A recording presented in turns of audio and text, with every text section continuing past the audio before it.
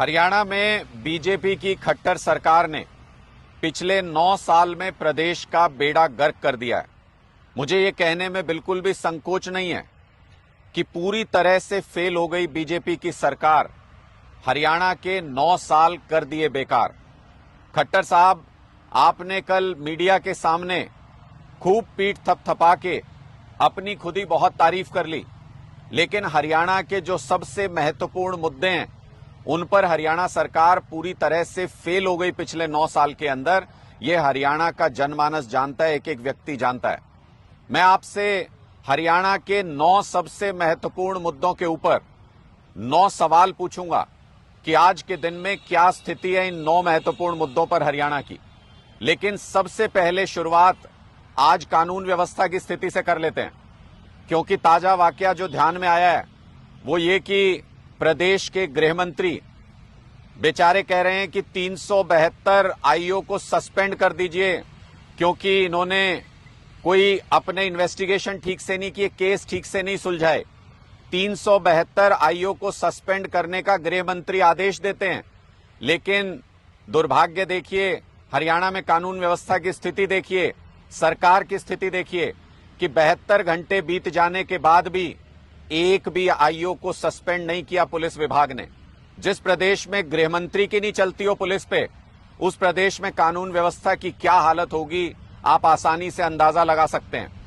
उसके बाद गृह मंत्री ने वायरलेस पे भी खूब जोर जोर से बोल के अपने अधिकारियों को यह कह लिया कि मुझे आज शाम तक आदेश चाहिए इन 372 अधिकारियों के सस्पेंशन का। अभी तक तो उस पे भी कोई अमल होता हुआ नजर नहीं आ रहा है।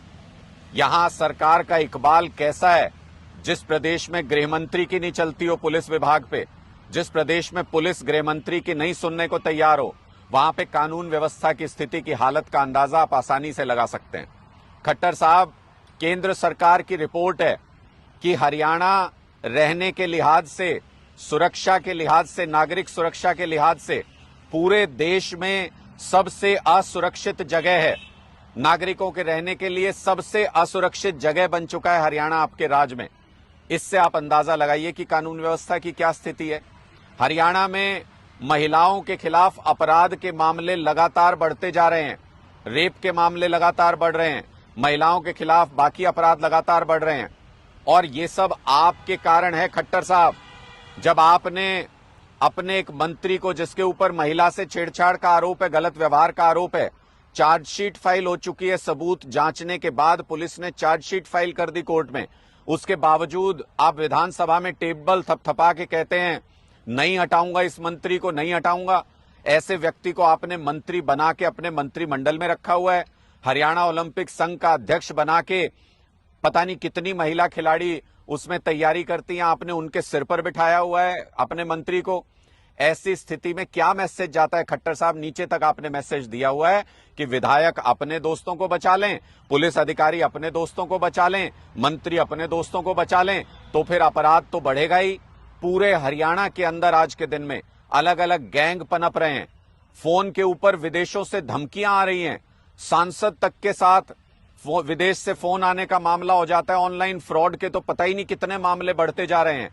पूरे हरियाणा में कानून व्यवस्था की स्थिति आज के दिन में बहुत लचर है, और ये सिर्फ इसलिए है क्योंकि लोगों को जात के नाम पे, धर्म के नाम पे लोगों के दिलों को बांटने का काम खुद भारतीय जनता पार्टी, खुद आपकी सरकार के लोग करते हैं।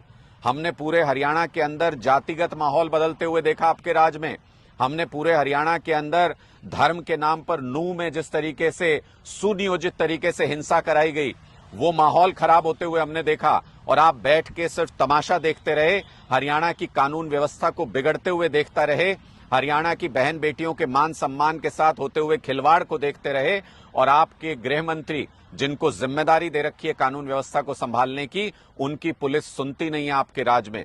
हो सकता है आपकी अंदरूनी लड़ाई हो, लेकिन प्रदेश आज के दिन में सबसे खराब कानून व्यवस्था के दौर से गुजर रहा है। आपने हरियाणा के लोगों की सुरक्षा को नजरअंदाज कर दिया। आपने तो कैमरे पे आके ये बयान तक दे दिया कि हर नागरिक को सुरक्षा उपलब्ध कराना हमारे लिए मुमकिन नहीं है। जिस प्रदेश का मुख्यमंत्री ये कह दे, उसमें अपराधियों के हौसले कितने बुलंद होंगे इसका अंदाजा आसानी से लगा सकते हैं।